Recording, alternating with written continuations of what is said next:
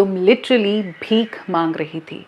You were begging for attention, for spending some time together, पर किसी ने तुम्हारी बात नहीं सुनी। तुमने बहुत बार लोगों से वक्त मांगा, तुमने बहुत बार मिन्नतें की कि उनको कुछ वक्त दे दिया जाए। तुम सिर्फ वक्त साथ बिताना चाहते थे, तुम्हें प्यार चाहिए था, मोहब्बत चाहिए थी, थोड़ा वक्त चाहिए था, लेकिन तुमको वो नहीं मिला।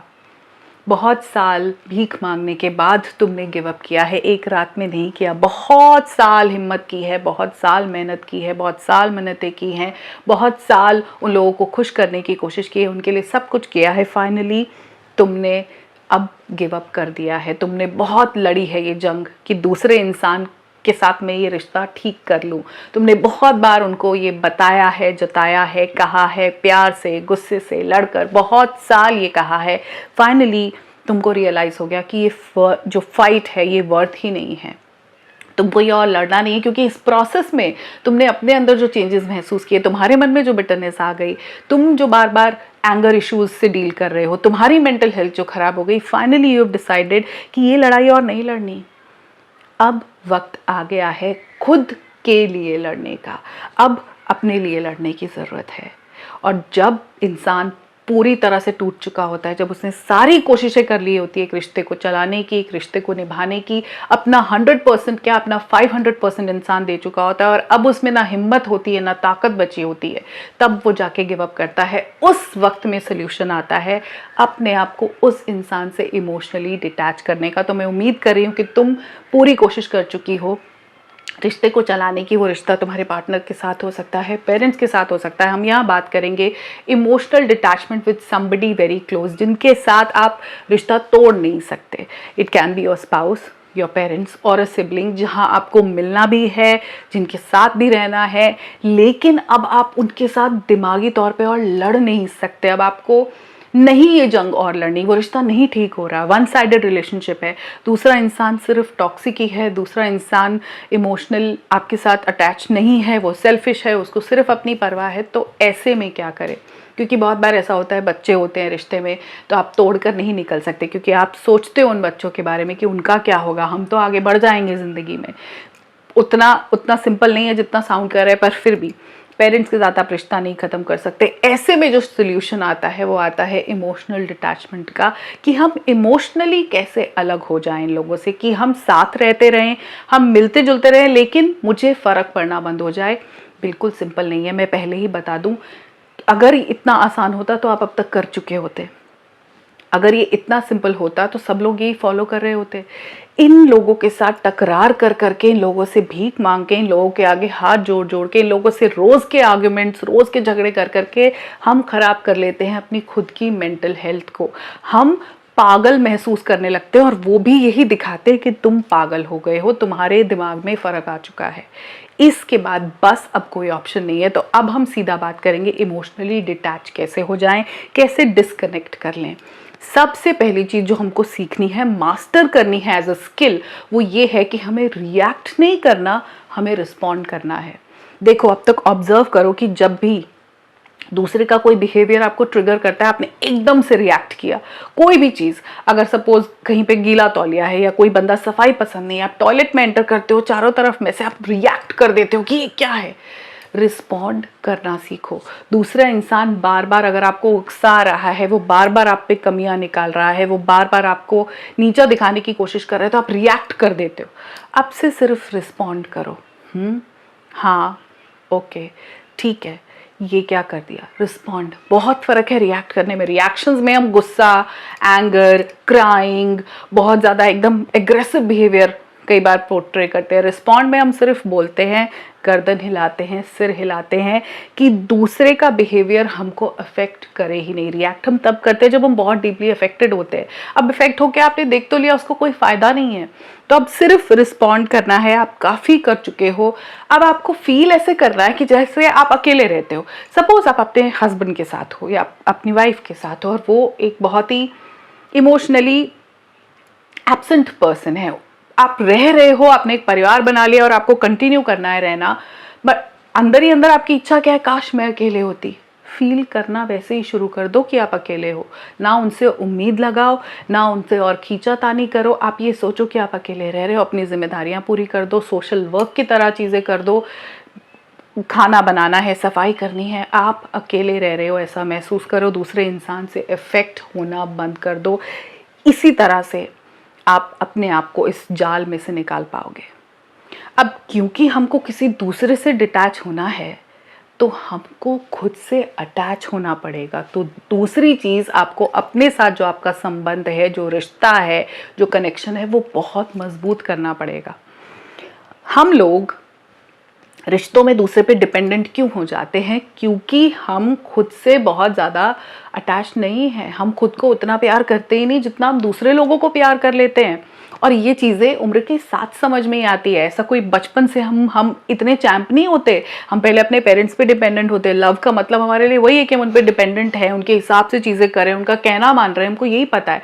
ये वक्त के साथ धीरे धीरे समझ में आता है कि लव डजंट मीन डिपेंडेंस। हमको उन पे डिपेंड नहीं होना, हमको खुद पे डिपेंड होना है।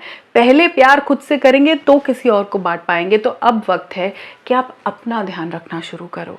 आपके लाइफ में बहुत सारे ट्रॉमास हैं। आपने जिस तरह की ज़िंदगी अब तक जी है, जो जंग आप अब तक लड़ते आए हो इन रिश्तों में, इन्होंने जिस हद तक आपको तोड़ दिया है, अभी तो आपको बहुत ज़्यादा मरहम की ज़रूरत है। खुद को वो मरहम लगाओ, अपने आप को हील करो, अपनी केयर करनी शुरू करो, अपनी लिमिट्स को स्ट्रेच करना बंद कर दो। ये जो रिश्ता है जिसमें आप हो, it is not worth stretching your limits. आप बहुत ज़्यादा सीमाएं लांघ कर उनके लिए चीज़ें कर रहे हो, नहीं फ़ायदा है।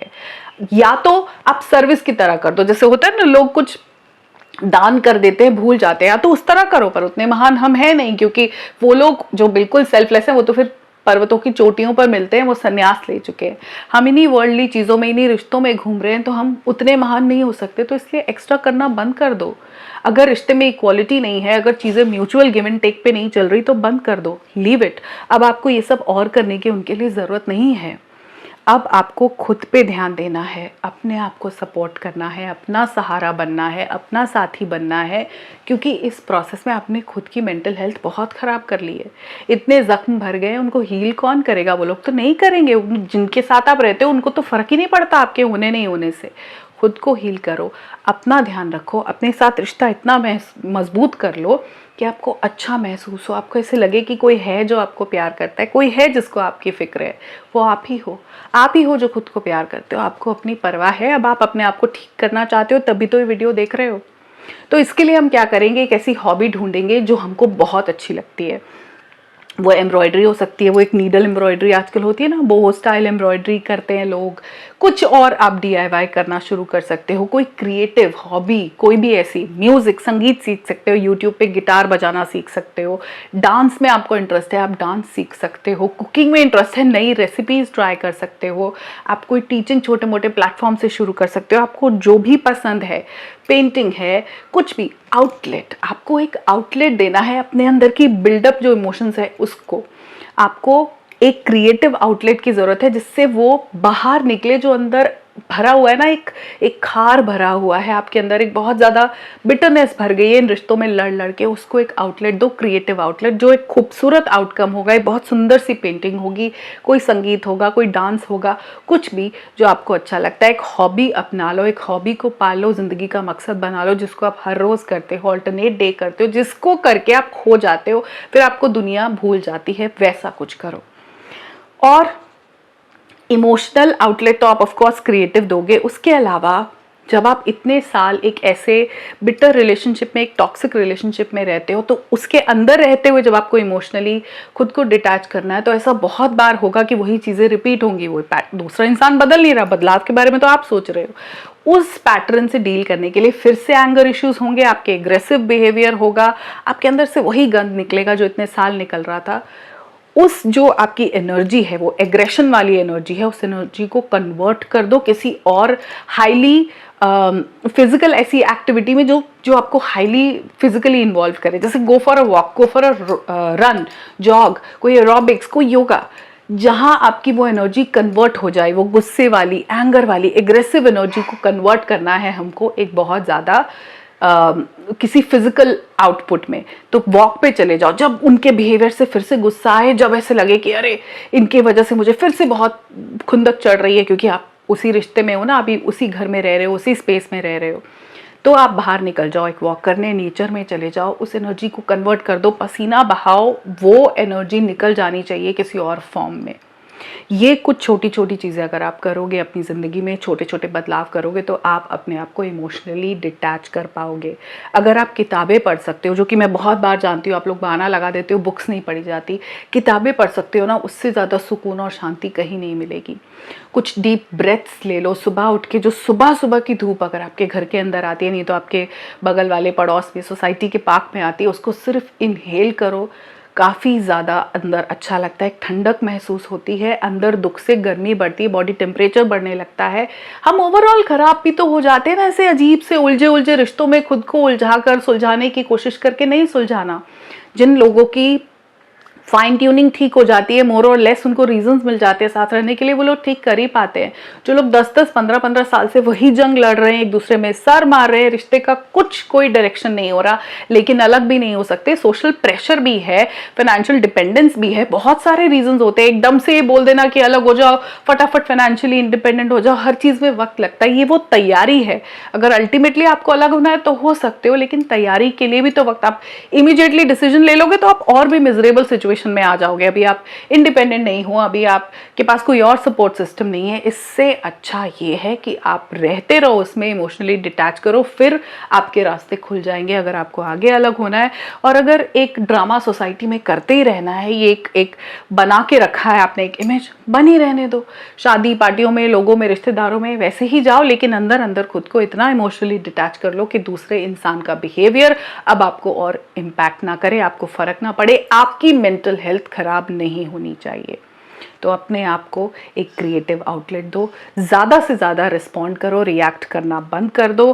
वॉक, कोई फिजिकल एक्टिविटी ऐसी करो कि आपकी एग्रेशन वाली एनर्जी कन्वर्ट हो जाए, उस फिजिकल एक्सरसाइज से डाइल्यूट हो जाए, आपके शरीर से पसीनों के रास्ते बाहर निकल जाए, आप गुस्सा करना बंद कर दो, मेंटली साउंड हो जाओ और अपने साथ रिश्ता मजबूत करो। उनसे डिटैच हो रहे हो तो अब अपनी तरफ बढ़ो, खुद से अटैच होना शुरू कर दो, अपने साथ कनेक्शन बनाओ, खुद से बहुत ज़्यादा प्यार करो, अपनी केयर करो। तुम्हें अपने ज़ख्म भी भरने हैं तो अपना ख्याल डबल रखना पड़ेगा। मेरी गुड विशेस आपके साथ हमेशा है।